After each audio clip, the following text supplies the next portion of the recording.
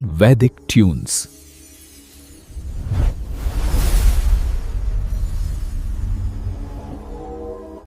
एक लंबे समय पहले एक गांव में आनंद, उसके माता पिता जानकी और रमैया, उसकी पत्नी नर्मदा और उसके बेटे नानी के साथ एक छोटे घर में रहता था।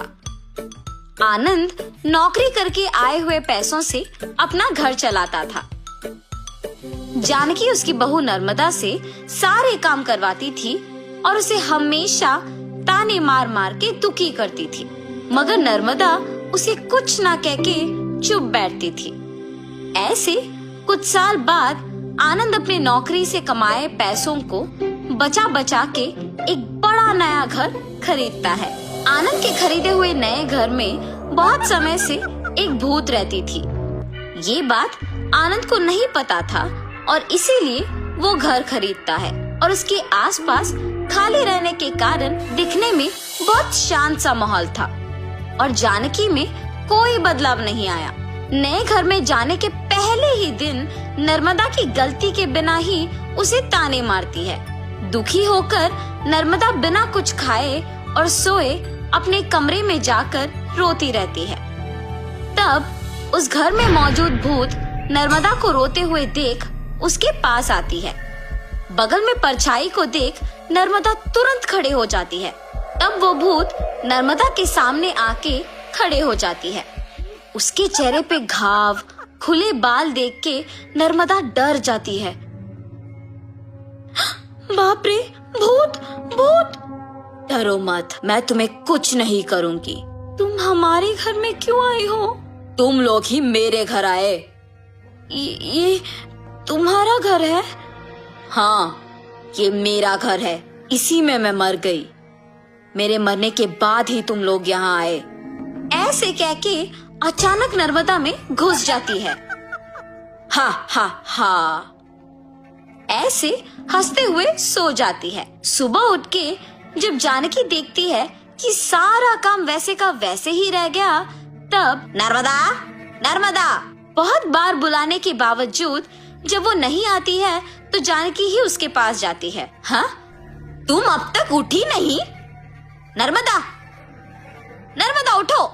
जानकी पास आके बुलाने पर नर्मदा जाग उठती है। उसकी आंखें बहुत लाल और डरावना दिखने के बावजूद जानकी उस पर ज्यादा ध्यान नहीं देती है। उठ गई? जाओ जाके सारा काम करके चाय बना के लाओ। मेरे ही सामने जोर से बात करके मुझे काम करने के लिए कह रही हो? ये कह के उसका हाथ जोर से पकड़ लेती है। नहीं, तुम कुछ मत करो। आज से सारा काम मैं ही करूंगी, मुझे छोड़ दो। जाओ जाके सारा काम करो। ठीक है ठीक है। ऐसे कह के जल्दी से सारे काम खत्म करती है। ये क्या सच में मेरी बहू है? इसके मुंह से कभी एक लफ्ज भी नहीं निकला और आज ये मुझसे सारा काम करवा रही है। तुरंत ये सब मुझे अपने बेटे को बताना होगा। और ऐसे अपने बेटे को सब सच बताती है। तब वो कहता है, जितना भी गुस्सा क्यों ना हो, ऐसे तो नहीं कहते हैं माँ। आप अगर उससे अच्छे से पेश आएंगे तो वो भी अच्छा ही रहेगी। उसके बारे में क्या मुझे नहीं पता? उसके बेटे का ऐसे बात करने पर जानकी कुछ नहीं कहती है और अपनी बहू से डरने के कारण वो सारे काम खुद ही करती है। नर्मदा, नए घर खरीदने की खुशी में मैं अपने कुछ दोस्तों को घर बुला रहा हूँ। सारी चीजों का तुम्हें ही ध्यान रखना होगा। ऐसे बोल के चला जाता है। नर्मदा कुछ बात किए बिना खड़े रहती है। उसके बगल में खड़े जानकी के पास जाके वो कहती है, तुम्हारे बेटे की बातें सुनी है ना तुमने?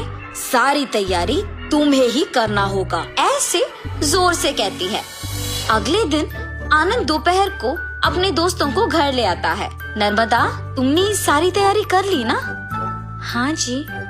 और ऐसे सबको खाना परोसती है और सभी हंसते हुए बातें करते रहते हैं। सभी व्यंजन स्वादिष्ट है भाभी जी। हाँ, मेरी पत्नी के हाथों में जादू है। आनंद, तुम्हारा घर भी बहुत खूबसूरत है यार। चारों ओर खाली और शांत है। इस घर को देखते ही पसंद आ गया मुझे, इसीलिए इसे बचाए हुए सारे पैसों से खरीदा हूँ। अब इस घर का मालिक मैं हूँ। ऐसे आनंद कहता है। ये सुनते ही नर्मदा तुरंत भूत बनके अजीब आवाजें बनाती है। उसका सिर नीचे झुका रहता है और अजीब आवाजें आने के कारण सभी उसी को देखते हैं। नर्मदा, क्या हुआ तुम्हें? नर्मदा अचानक अपना सिर ऊपर करती है और क्या इस घर का मालिक तुम हो? मैं हूँ इस घर की मालकिन। ऐसे उसे घूरने पर आनंद अचानक हवा में ऊपर उड़ने लगता है। नहीं, ये तुम्हारा ही घर है, मुझे छोड़ दो। ऐसे कहने पर आनंद को नीचे छोड़ देती है। ये सब देख के घर के सारे मेहमान भूत भूत कह के वहाँ से भाग जाते हैं। नर्मदा जैसे उसे कुछ पता नहीं है अपने कमरे में जाके सो जाती है। आनंद, कम से कम अब मेरी बातों का यकीन करोगे तुम? तुम्हारी पत्नी में भूत घुसी है, भूत। देखो आज उसने क्या कर दिया। हाँ माँ, अब हम क्या करें? एक मांत्रिक को बुलवाना ही पड़ेगा। हाँ ठीक है माँ, कल उसी के पास जाएंगे। और ऐसे जब सब बैठे हुए थे, नर्मदा आती है और सभी डर जाते हैं। तब उन्हें देख कहती है, क्यों सब मुझे देख के डर रहे हैं? क्या हुआ तुम सबको? कुछ नहीं। अब आप तो कुछ भी कर सकते हो ना। क्या करना है मुझे? मैं जो बोलूँगा तुम नहीं कर पाओगी। मैं नहीं कर पाऊंगी? पहले बोलो।